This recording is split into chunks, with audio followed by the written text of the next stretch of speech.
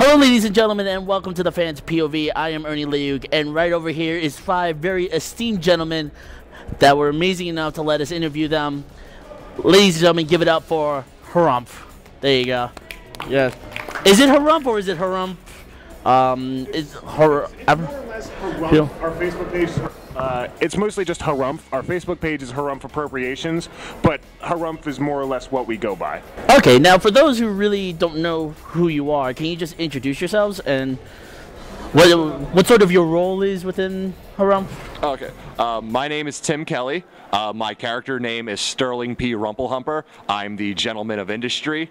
My character is more like a Dick Dastardly, Snively, Whiplash type character, corrupt businessmen, child labor, tying women to railroad tracks type idea, evil gentleman.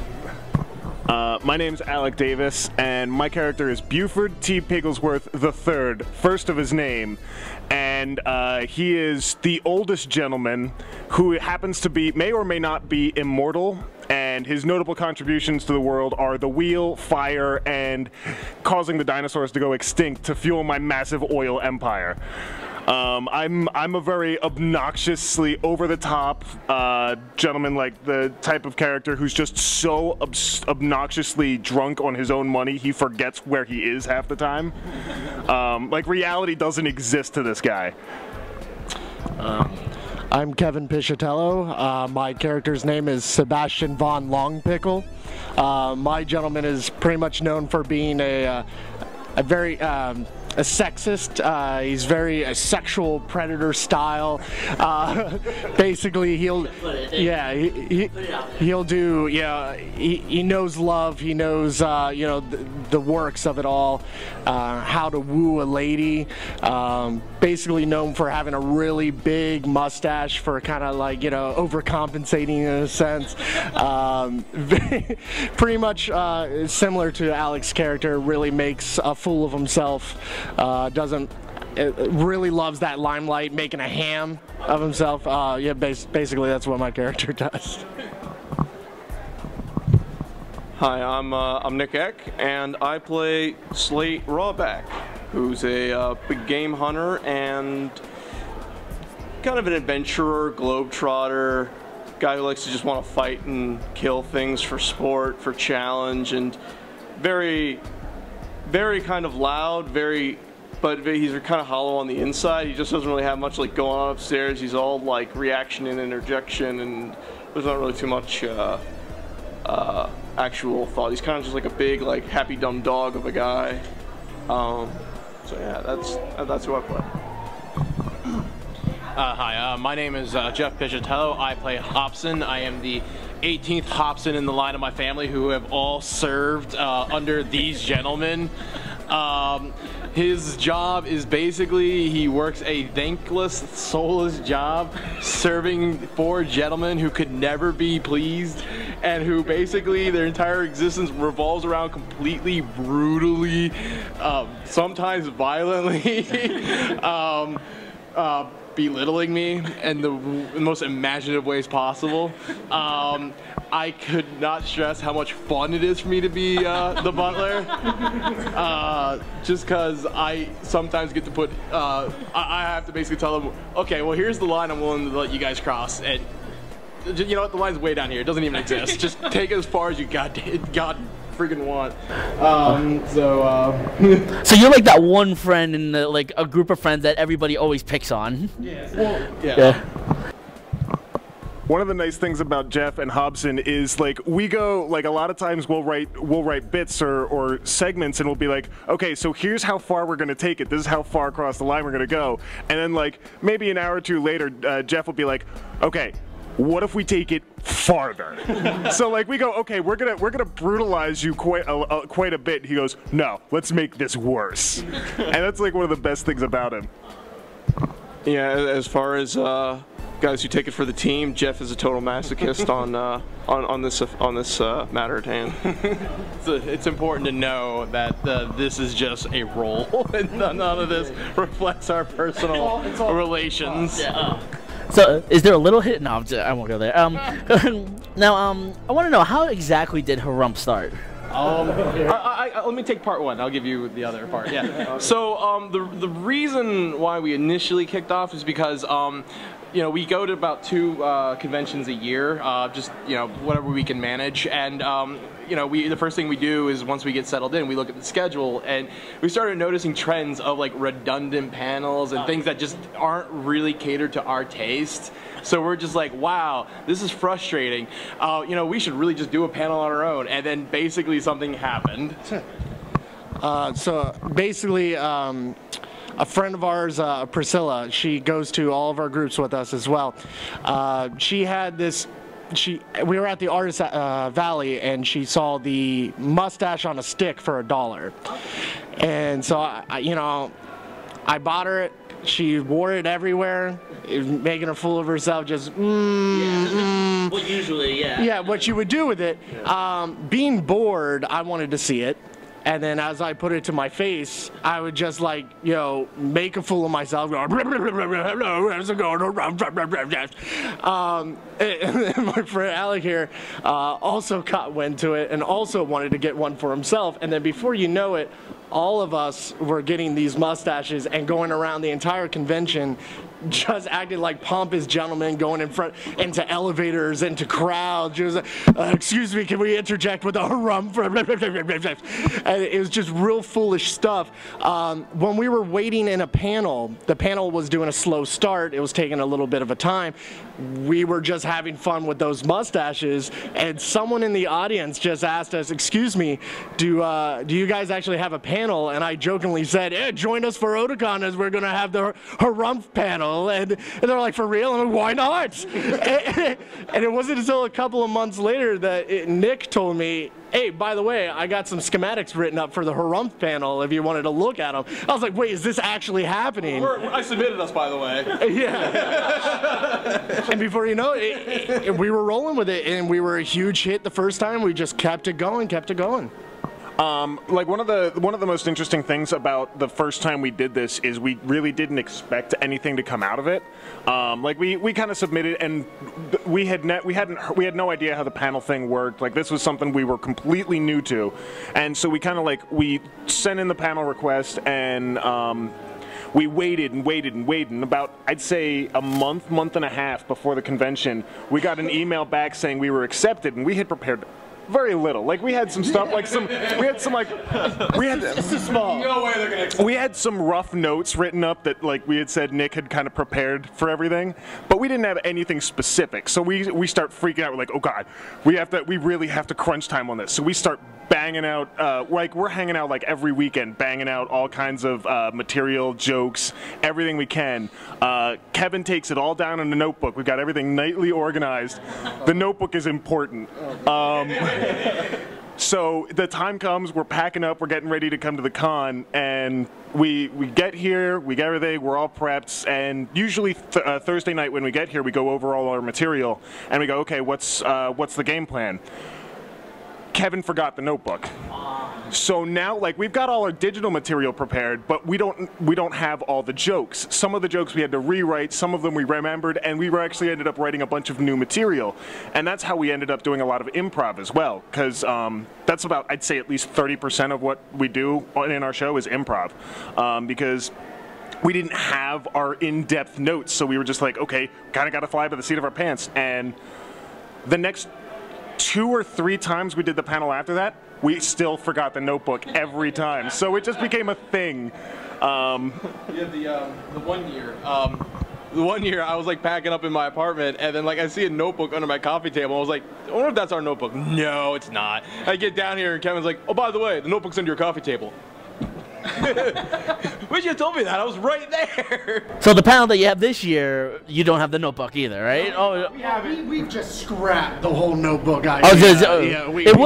So it was good, but then it's like we keep on forgetting. We now put it on computers, in which we have forgotten at home now. So, one of the things, like the notebook has become a bit redundant at this point because we've done it a few times now, and we kind of like have an idea of how things work at this point. So we don't like still take the notes, but we don't necessarily need to bring it anymore because we kind of like, okay, we're gonna freestyle this much. We have this much written. Everybody kind of memorizes the stuff that they need to, and that's really about how it goes anymore. And before you ask, no, we still don't all know what we're doing tonight. So we'll dispel that one right now. To be honest, I have not seen half of the material for this evening. Have confidence. So you just basically, it sounds like you just all feed off of each other. Right? It's like one big huge comedy troupe. Yeah, I mean, we all know where our strengths and weaknesses are. We know how to play off each other. We know what we want in our panel, and we do it because we ask ourselves, well, what happens when we're in a panel? What do we want? And it's like, well, we want audience interaction because we're always sitting in a panel and we got people telling us stuff. That's boring. We want action. We want to be engaged. Engaging entertainment is what is important. Like we want whoever's doing the panel to make us feel like there's a reason that we're going to be there, and that's one of the things that we really wanted to convey is whether or not the audience is participating, which we always do. We'll take breaks to have the audience harumph with us and kind of like get a little bit involved, but we want to make sure that you're being entertained more than anything, because far too many times the reason we wanted to do this to begin with is we've sat in a panel and you just kind of like sit there and go, okay, so this is some information. I learned something new, but I didn't feel like I was being drawn into the subject matter. Right. I mean, that's not the case for all panels, but I mean, there are a number of them that it's just kind of like, okay. It's like being in a classroom. Yeah. Okay, now you were talking about you guys do write your own bits and all that stuff. Is there a segment? What was the most memorable segment that you've ever done, and your least memorable segment? I think we all know what our most memorable one What's the is. Is it for each person? Yeah, we'll do it for each person. Like, what was your most memorable segment? For each person, yeah. Oh, okay. Yeah. So we'll start down here. Yeah, all right. Typically, I'm just kind of their, whipping boy. They just come at me, they get me. That's it. But the most recent shows we've done, I actually kind of have a bit of my own now. So by default, it's my my revelation that I'm a detective and that I have to solve a murder.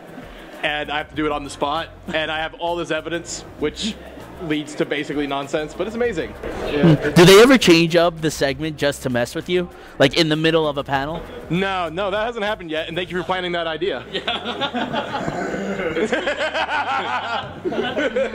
Sorry. I think you just pitched Alec a dream date right there. I would say probably your least memorable bits would be when you mess up and then we insult you and throw our glasses at you. But that's why we're here to remember stuff for each other.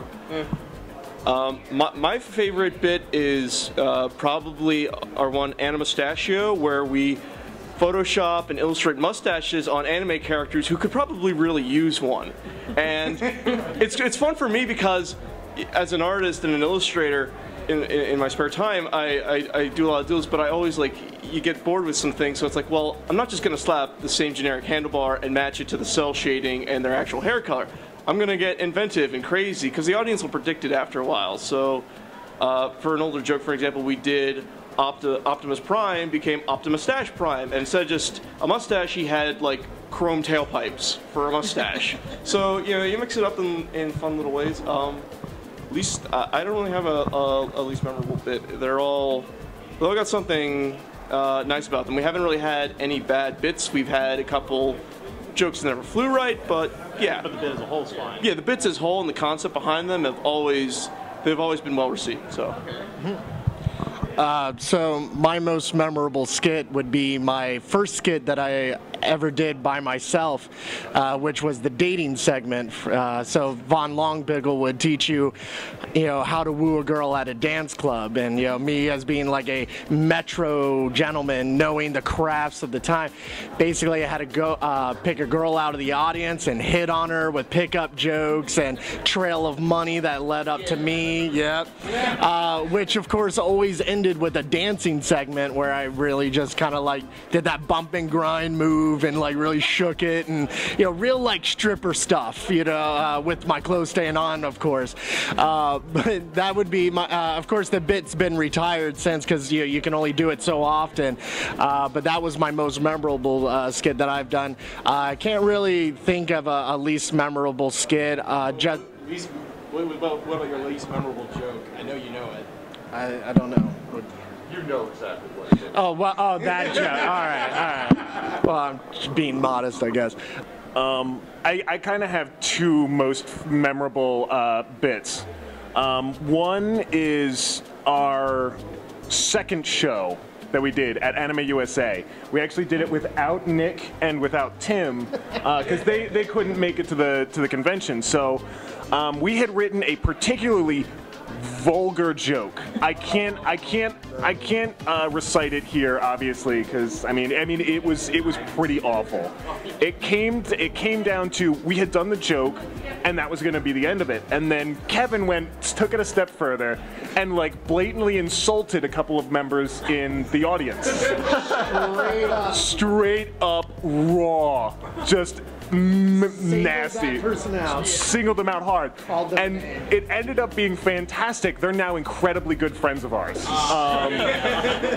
They actually, after our second performance at Anime USA, where they saw us the second time, they found us on Facebook and said, "Hey, we found out you guys," or they met us after the show. We're like, "Hey, we found out they live fairly close to us," and they were like, "We want to take you guys out for a drink one time." So, I mean, we went, we hung out with them, and they ended up being really cool people. We've hung out with them a couple of times since. But that's one of them. The other one is one we're going to be doing tonight, and this is going to be the second time we do it. We usually do our jokes twice, once at Anime USA, once at Katsucon.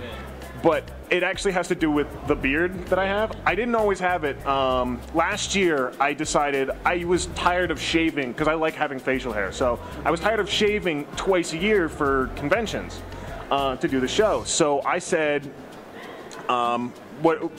Arrow had been on the air at this point, and I'm a big fan of Arrow and Green Arrow, and I said, okay, here's what we're going to do. I'm going to grow my beard out for a full year, and we're going to run this joke about how during the time since our last convention, I was stranded on a desert island for 5 years over the period of 6 months. So I was unable to shave, and now that I'm back, I actually think my character's going to have grown fond of it, so I'm going to end up keeping it for future conventions. But I mean, it's just like some really ridiculous stuff like that. That's another one of my favorites. And my least favorite thing that ever happened was, again, our second convention. I forgot my character's name. So we were introducing ourselves, and I paused, turned to Kevin, and went, "What's my name?" And he had to tell me what my name was, and I stood there for a few seconds stuttering like an idiot until I finally clicked, and I kind of like zoned back in, and we mostly smooth sailing from that point on. Yeah, it was definitely embarrassing, but we got over it. Yeah, we got on film. For me, I'd say my most memorable one would be, it's a bit where I ask the gentlemen how they define what power is, and they all kind of give me their answers, and then I go off on a tangent on what I believe power is, which is the ownership of other human lives. And the butler, and I use the butler is my prime example, and while I go, and I define it as, we all own Hobson the butler, but then I also reveal that I own his children, and that under my care, they've all met a terrible end. And Jeff just kind of does this quivering thing where he's just like, "But Mr. Rumple, how are my children doing?" "Not good." And I just start laying down 4 children, each one a even more worse fate than the last. He is definitely the darkest one out of all. Like Dexter, I guess. The first 5 seasons. Now, you say that you recycle your bits for only 2 conventions. How often do you come up with jokes? Like, do you have any on cue for the future? Like, oh wow, this is a great idea that we have, and you came up with it like 3 or 4 months ago, and you write it down, and it's like you save it for a future. Very rarely. It's kind of, yeah, what Alec is saying is it's kind of a make or break deal whether we know we're going to get into a con or not, and as a act, we should be professionals and take it seriously and be like, well, we'll have stuff in the links. And we do. Now we have a good couple volumes of content of stuff that we have on the back burner to whip out in the future, but for now, it's kind of like, well, should we dedicate how many man hours to photoshopping pictures and composing slideshows and editing music and recording stuff prepping if we don't even know if we're going to get in or not. Which at this point we can only really do 2 cons a year, so it's kind of it's a little bit on the knife's edge, but it's I don't know. Yeah, I think this year we're getting a lot more invested and a lot more creative. Would you like to do more conventions, or is it just like I know you guys are at AUSA and Katsucon.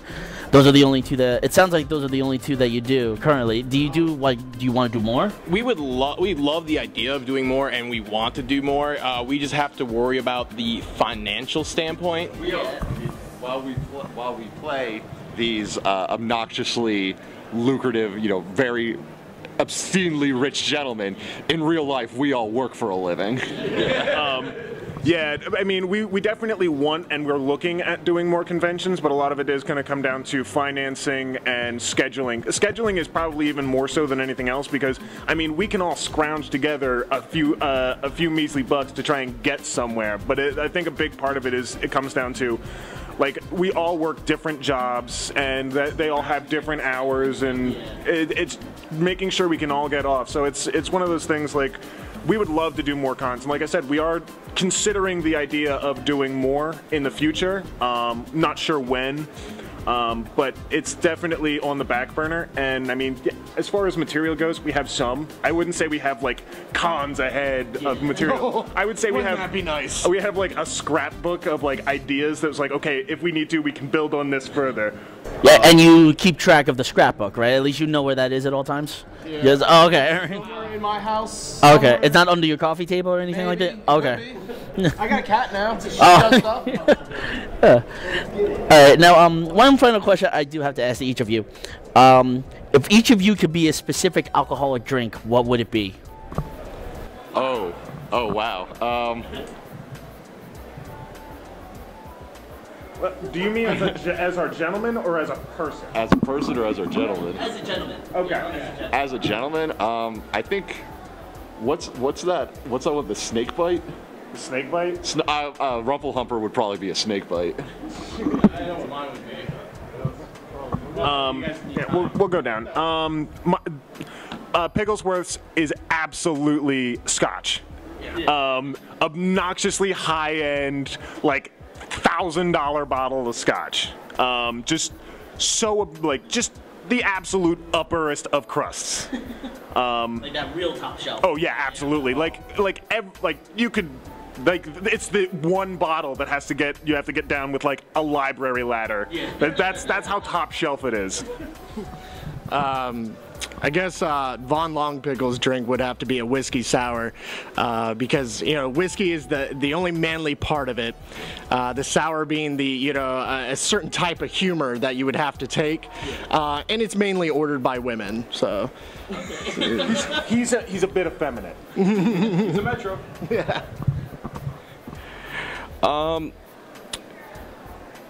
I would say that Slate would be very naive, and he would drink, but he would like think that if you told him something was made with like the blood of something, he'd be like, "Oh, God, blimey, that'd be wonderful to have right now." So Jägermeister. Jägermeister, yeah, the hunter, essentially, Huntmaster, or even like an old fashioned with like a bloody sugar rim.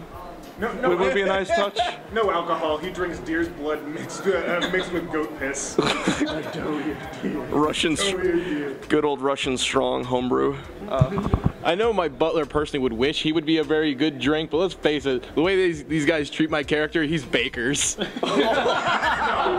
I do have one for. No, you are bathtub wine. But Toilet wine. and then I do for one. I would think would probably fit the group as a whole would be the Four Horsemen Go to Hell, because it's 5 shots. It's a shot of Jack Daniels, Jim Beam, Johnny Walker, Jose Cuervo, followed by a shot of Bacardi 151 after it's been set on fire. The butler being the one that's set on fire. That wasn't scripted. That was good, Tim. Well Well, very nice. Well, thank you very much, gentlemen, for doing this interview with us. Once again, I am Ernie Leigh. You can check these guys out. They're on Facebook, YouTube, and Twitter. Right? We're not on YouTube yet. We are looking at. I have my own personal. Oh, okay. We actually record and upload all of our bits that we do, and we upload them to his personal page. We are looking to expand into doing some video work outside of the cons in the future as well. Again, no like permanent dates on anything like that, but there is projects in the works. One of them we're actually working on this weekend. Oh, nice. But we do have Twitter and we do have Facebook. Yeah. The Twitter is @TheRealHarrumph, Mm-hmm. and our Facebook is facebook.com/Harrumph Appropriations, all one word. Sweet, and you can check them out on there. Thank you very, very much, gentlemen. We shall see you. Thank you.